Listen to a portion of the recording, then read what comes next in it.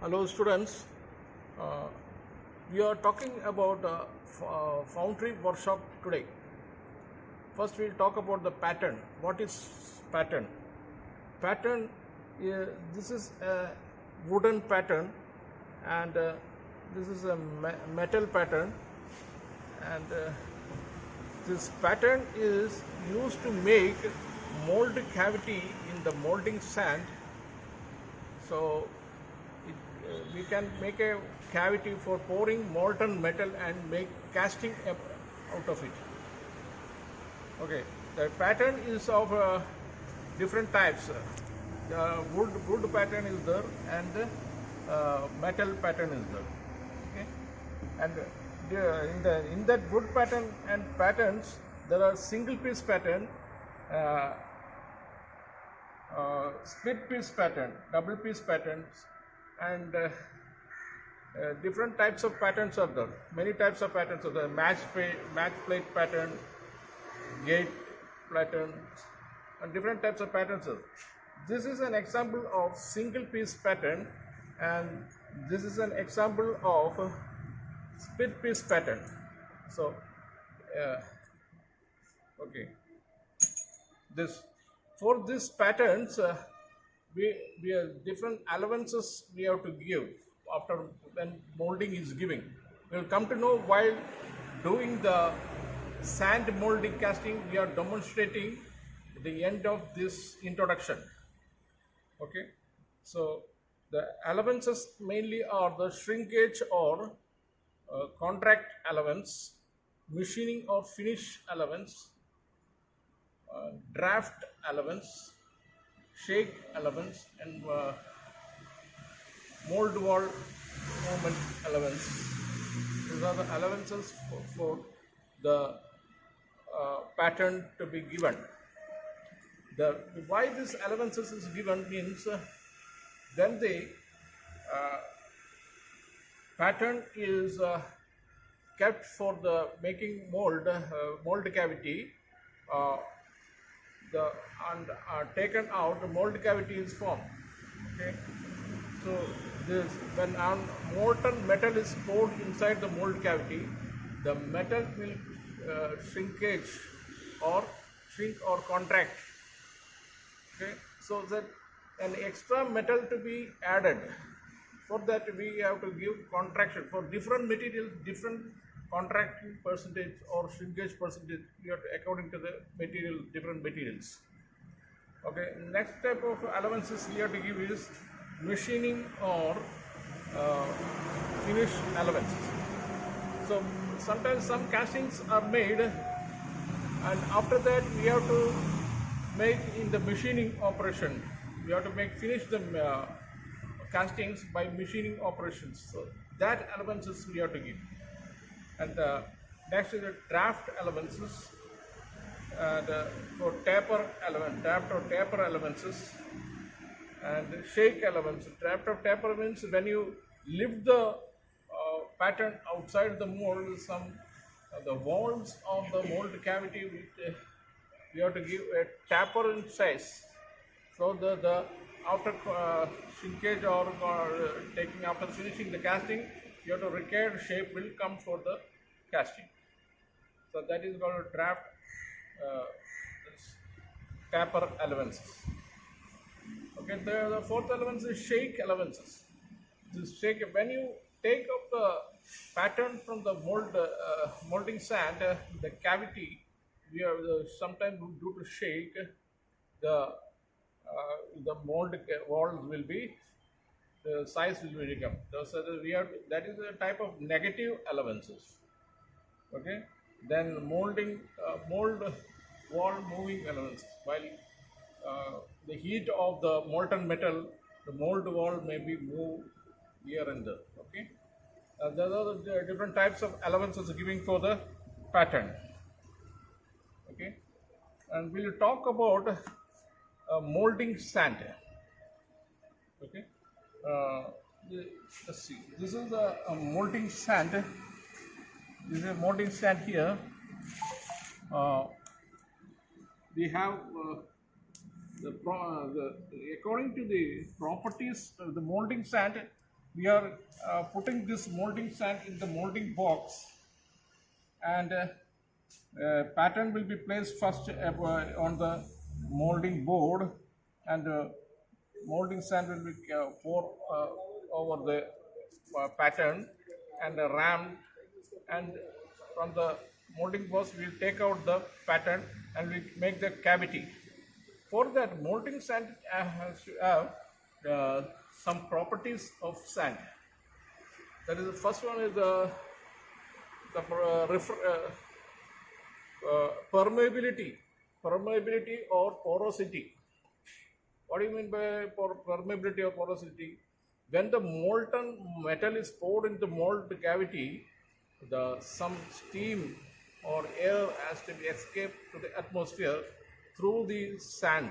So sand must be porosity or permeable for allowing this air or steam going out to the atmosphere. The next is flowability. This is one next property is flowability. While ramming, the molding sand should be takes proper by flowing in different directions. Take proper shape of the mold cavity. Okay. Then refractiveness. Refractiveness is another property. This molding sand should have refractiveness, the property of refractiveness, so it can withstand the temperature of the molding sand. Other property is adhesiveness. The molding sand should be adhesive to the molding wall. The molding pattern should be the adhesive to the molding wall. Okay. Then cohesiveness. Inside the molding sand, the inner particle should be cohesiveness. This attached to the inner particles. Okay. Then we call it as the collapsibility. After making the mold cavity and pouring metal, and we can throw it out.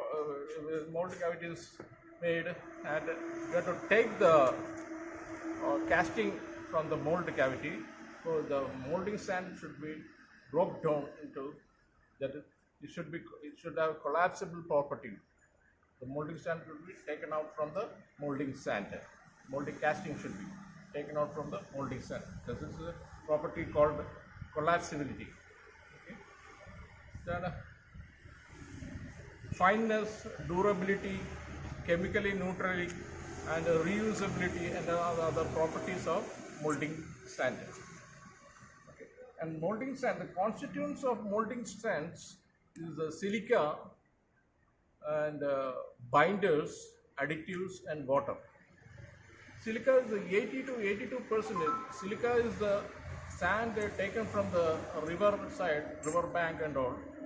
80 to 82% is silica. This contains silica. This is called silica sand. And binders are, we are using binders. There are organic and inorganic binders are there. So organic means that is the resins and all of that. And inorganic is the clay. The clay is the main content is kaolinite or bentonite clay. Okay. Then additives are used sea coal and other. This is a dust particle. The additives to be added for the strength of the molding sand, and water is the final you have to add. These are the four constituents of a molding sand.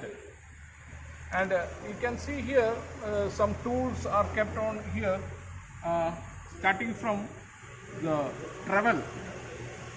For making the mold, we are using trowels to shape the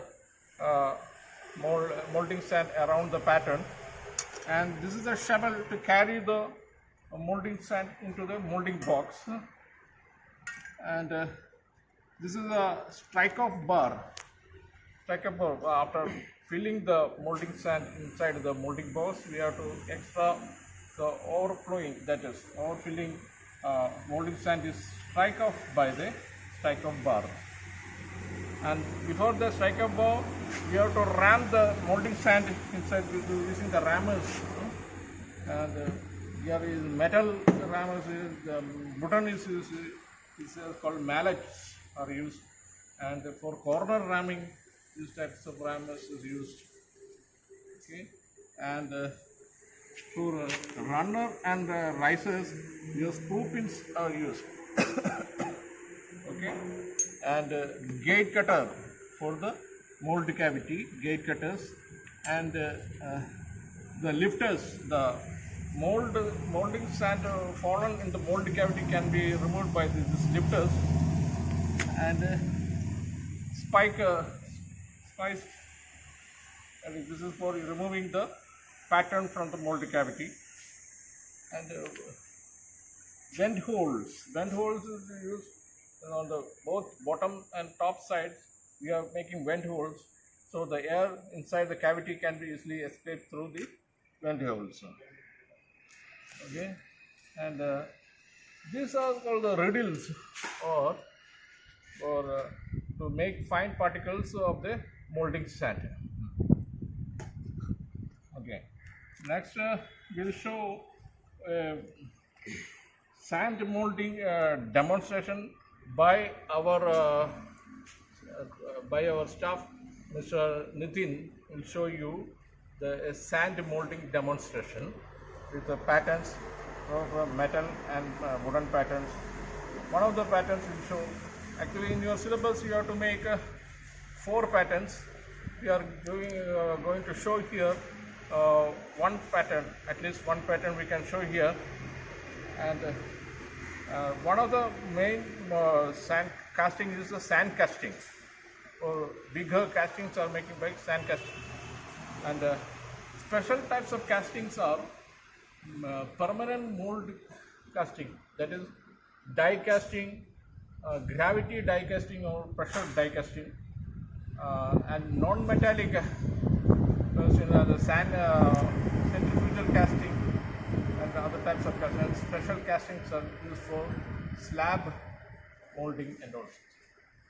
And casting defects, you can see the after making the casting, many defects by inspection. We can show many defects in the castings. The air holes may be find out inside the casting, mist run, and different types of casting defects are there.